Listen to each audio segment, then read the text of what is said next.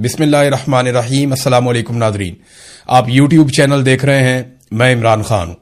3 اہم ترین خبریں ہیں اور میں ان تینوں خبروں کے اوپر رہوں گا، اس سے باہر نہیں جاؤں گا، کیونکہ یہ تینوں خبریں عمران خان سے متعلق ہیں، آنے والی تحریک سے متعلق ہیں اور ان کی صحت سے متعلق ہیں۔ اور علیمہ خانم نے کیوں کہا کہ محمد مرسی کی طرح عمران خان کے ساتھ کیا جائے گا، حقائق کیا ہے، میں آپ کے سامنے رکھتا ہوں۔ سب سے پہلے تو سہیل آفریدی صاحب نے ایک بڑا اچھا قدم اٹھایا اور یہ بڑا بولڈ قدم ہے، یعنی کسی بھی صوبے کا وزیر اعلیٰ یا وزیر اعظم پاکستان یا 3 دفعہ وزیر اعظم رہنے والا نواز شریف یا پاکستان کا فیلڈ مارشل جو بہت انہیں ذہین کہا جاتا ہے، ان میں سے کوئی بھی میڈیا کو اس وقت فیس نہیں کر سکتا، کوئی بھی اس طرح میڈیا سے مل کر سخت ترین سوالات نہیں لے سکتا، حتیٰ کہ جب ڈی جی آئی SPR بریفنگ دیتے ہیں تو ان میں صحافیوں کا خون خشک ہوا ہوتا ہے۔ یعنی آپ کو پتا ہے کہ کس طرح کے صحافیوں کو بلایا جاتا ہے، کس طرح کے وہاں پہ سوالات کیے جاتے ہیں۔ صحافی بھی جانتے ہیں کہ اگر انہوں نے کوئی سخت سوال پوچھ لیا یا کوئی ایسی بات کی جس پہ صاحب بہادر کو غصہ آ گیا تو اس کے بعد وہ کیا کریں گے، اس کا آئیڈیا پاکستان میں سب کو ہے۔ تو سہیل آفریدی صاحب نے بہت سارے سوالات کے جواب دیے۔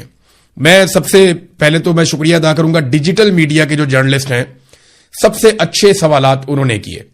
یعنی صحافی تو بہت سارے وہاں پہ گئے، لیکن جو سوالات ڈیجیٹل میڈیا کے جرنلسٹ ہیں انہوں نے کیے، اس سے یہ پتا چلتا ہے کہ پاکستان کا آنے والا جو مستقبل ہے صحافت کا، وہ بڑا روشن ہے۔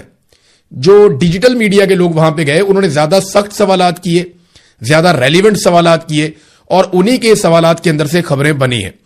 سب سے پہلے تو ذیشان عزیز صاحب نے بڑے اچھے سوال کیے، آغا شیخ سرور صاحب نے، شاکر روان صاحب نے، زعیم لغاری صاحب نے اور بہت سارے اور دوست ہیں، بڑے اچھے سوالات کیے۔ کچھ جو ریگولر جرنلسٹ ہیں انہوں نے بھی اچھے سوالات کیے۔ تو کچھ چیزیں جو کلیئر ہوئی ہیں وہ میں آپ کے سامنے رکھ دیتا ہوں۔ نمبر 1، انہوں نے یہ کلیئر کیا کہ رسائی نہیں، رہائی کے لیے تحریک چل رہی ہے۔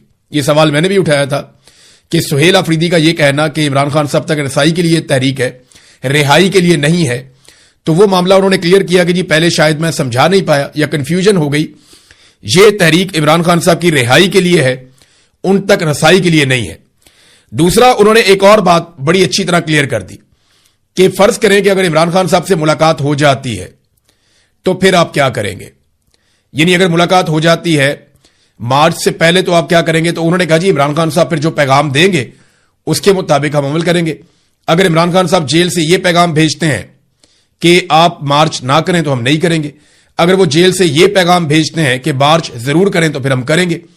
اور پھر یہ بھی پوچھا گیا کہ جب آپ وہاں بیٹھے ہوں اور احتجاج کر رہے ہوں، اس وقت اگر عمران خان صاحب کی فیملی کی ملاقات کروا دی جاتی ہے تو انہوں نے کہا اس صورت میں بھی عمران خان صاحب ہی فیصلہ کریں گے کہ ہم نے اٹھنا کب ہے۔ تو اٹھنے کے حوالے سے ایک کلیئرٹی وہ یہ لے کر آئے کہ ہم عمران خان صاحب کی رہائی تک نہیں اٹھیں گے، ہم اٹھیں گے تب جب عمران خان صاحب کو رہا کر دیا جائے گا، اور اگر ان کی رہائی سے پہلے ہمیں اٹھانا ہے تو اس کا حکم عمران خان صاحب جاری کریں گے تبھی ہم اٹھیں گے۔ تو یہ ایک بڑی کلیئرٹی آئی اس سارے معاملے میں۔ ایک اور انہوں نے بات کی اختلافات کے حوالے سے، انہوں نے کہا جی جو اختلافات ہیں پارٹی کے اندر وہ ختم ہو جائیں گے اور 1 ہفتے کے بعد آپ کو کسی قسم کی کوئی اختلافات پارٹی میں دکھائی نہیں دیں گے۔ یہ بڑا امپورٹنٹ ہے۔ انہوں نے کہا کہ علی امین گنڈا پور اور میں، ہم دونوں کو آپ ایک کنٹینر پہ دیکھیں گے، ہم مل کر تحریک چلائیں گے، اور ہو سکتا ہے کہ ہم الگ الگ جگہوں پر پھیل کے تحریک چلائیں، ہو سکتا ہے ہم ایک طرف بڑھنا شروع کر دیں۔ جو بھی لائے عمل ہوگا وہ ہم آخری ہفتے میں بتائیں گے، ابھی ہم اس کی تیاریاں شروع کریں گے۔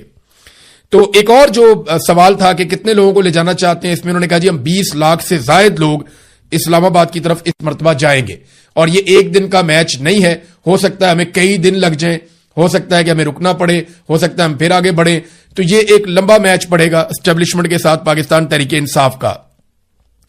تحریک تحفظ آئین پاکستان کے حوالے سے انہوں نے کہا جی وہ ہمارے ساتھ شامل ہوگی اس احتجاج میں۔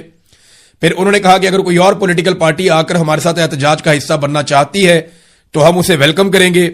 فضل الرحمان صاحب کے بارے میں انہوں نے کہا جی تحریک تحفظ آئین پاکستان کے ساتھ ان کی بات چیت چل رہی ہے، تو وہاں جو فیصلہ ہوگا وہ کیا جائے گا۔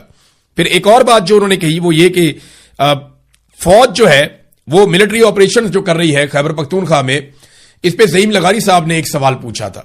زعیم لغاری صاحب کا سوال بڑا امپورٹنٹ تھا، میں انہی کے ٹویٹ سے آپ کو جواب پڑھ کے سناتا ہوں۔ انہوں نے سوال کیا کہ خیبر پختونخوا میں ملٹری آپریشن جاری ہے، جبکہ عمران خان صاحب نے آپ کو وزیر اعلیٰ اسی لیے بنایا تھا کہ آپ آپریشن رکوانے کے لیے کردار ادا کریں۔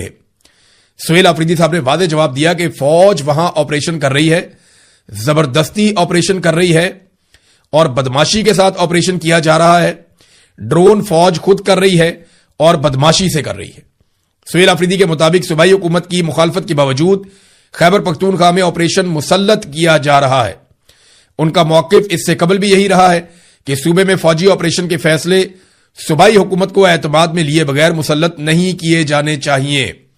تو یہ سہیل آفریدی نے کیٹیگوریکلی کہا کہ اس فوجی آپریشن سے ان کا کسی قسم کا کوئی تعلق نہیں ہے۔ موٹی موٹی باتیں جو انہوں نے بتائی، انہوں نے کہا جی کہ تمام پارٹی نے مشاورت کے بعد 27 تاریخ کی کال دی ہے۔ اس کی وجہ یہ ہے کہ موسم بدل جائے گا، عدلیہ کی چھٹیاں ختم ہو جائیں گی، وکلا بھی آ جائیں گے، انہوں نے بھی تحریک کا اعلان کیا ہوا ہے اور دیگر کچھ چیزیں انہوں نے بتائیں۔ انہوں نے کہا ہماری حکومت چلی بھی جاتی ہے، کوئی فکر نہیں، ہم اس مقصد سے پیچھے نہیں ہٹیں گے۔ علیمہ خانم کی جو اسٹریٹ موومنٹ کے لیے انہوں نے جو تحریک چلائی اس سے ہمیں بہت فائدہ ہوا ہے اور 27 ستمبر کو بھی ہمیں فائدہ ہوگا۔ یہ احتجاج پچھلے احتجاجوں سے مختلف ہوگا اور ہم جو پلان کریں گے وہ 7 دن پہلے بتائیں گے۔ اچھا، یہ چیزیں انہوں نے کہی۔ سب سے پہلے عمران خان صاحب کی رہائی کا مطالبہ ہے، انہوں نے کنفرم کر دیا کہ رسائی نہیں، رہائی۔ جو ایک اور بڑی اہم بات انہوں نے کہی وہ میں آپ کے سامنے اب رکھتا ہوں۔ انہوں نے کہا کہ مجھے دھمکی دی گئی کہ اگر تم لانگ مارچ کا اعلان کرو گے تو 5 دنوں کے اندر تمہیں فارغ کر دیا جائے گا، یعنی تمہیں نااہل کر دیا جائے گا۔ یہ سہیل آفریدی صاحب نے باتوں باتوں میں بتایا۔ ایک اور بات آپ یاد رکھیے گا کہ اگر عمران خان کو، نواز شریف صاحب کی ڈیمانڈ یہ ہے نا کہ عمران خان سے ہمیں چھٹکارا دلایا جائے، اگر خدا نہ خواستہ عمران خان کو کچھ ہوتا ہے تو پاکستان کی اسٹیبلشمنٹ بے یار و مددگار ہو جائے گی۔ وجہ یہ ہے کہ وہ عمران خان کا ڈراوا دے کے تو سارے سیاستدانوں کو انہوں نے کنٹرول کیا ہوا ہے۔ یعنی عمران خان صاحب کو جیل میں رکھ کے عمران خان صاحب کا ڈراوا دے کر پاکستان کی ملٹری اسٹیبلشمنٹ نے پاکستان کے بڑے بڑے سیاسی خاندانوں کو کنٹرول کیا ہوا ہے، جس میں شریف خاندان ہے، زرداری خاندان ہے، مولانا فضل الرحمان کا خاندان ہے۔ یہ سارے جو کنٹرول ہوئے ہیں عمران خان کے خوف سے ہوئے ہیں، اور عمران خان کے لیے سب سے بڑا پرابلم ان کی مقبولیت بنتی جا رہی۔ وہ مقبولیت اتنی زیادہ ہے کہ یہ سارے لوگ میدان میں عمران خان کا مقابلہ کر نہیں سکتے، اور فوج یا ملٹری اسٹیبلشمنٹ وہ بڑے آرام سے اس کو ہتھیار استعمال کرتی ہے کہ پھر عمران خان باہر آ جائے گا تو پھر آپ جانے اور عمران خان جانے۔ سیاستدان بھی فوج کو ڈراتے رہتے ہیں، ملٹری اسٹیبلشمنٹ کو، عاصم منیر کو، کہ اگر عمران خان آ گیا تو وہ آپ کو چھوڑے گا نہیں، وہ آپ کے خلاف کارروائی کرے گا، وہ آپ کو جیل میں ڈالے گا۔ اب یہ استثنا جو ہے یہ اسی خوف کی وجہ سے ہے نا، ورنہ کوئی پاگل تو نہیں ہے کوئی بندہ لے کے استثنا پھرنا شروع ہو جائے اور اپنی بےزتی بھی کروا لے۔ ایک غیر اسلامی غیر شرعی کام ہے، وہ نہیں کرنا چاہیے تھا آرمی چیف کو، لیکن یہ خوف اتنا بڑا ہے جو انہیں ڈرا دیا گیا کہ اب انہیں وہ غیر آئینی کام کرنا پڑا نا، غیر اسلامی غیر شرعی کام ہے، مولوی کہہ رہے ہیں، میں تو نہیں کہہ رہا، تو وہ کام انہیں کرنا پڑا اس لیے کہ عمران خان صاحب کا خوف ہے۔ اور یہ خوف کس نے پھیلایا؟ سیاستدانوں نے ان کے دل میں ڈالا، اور اسٹیبلشمنٹ کو یہ پتا ہے کہ یہ سارے عمران خان سے ڈرتے ہیں، لہذا اگر عمران خان کو کچھ ہو گیا تو ہمارے پاس کوئی ایسا خوف باقی نہیں رہے گا، کوئی ہمارے پاس ایسا ہتھیار باقی نہیں رہے گا جس سے ان سیاستدانوں کو ڈرایا جا سکے۔ اب میں یہ نہیں کہہ رہا کہ عمران خان کو استعمال کرے گی ملٹری اسٹیبلشمنٹ، اگر ملٹری اسٹیبلشمنٹ عدلیہ پہ دباؤ ڈالنا بند کر دے تو عمران خان صاحب ایک ہفتے میں باہر آ جائیں گے۔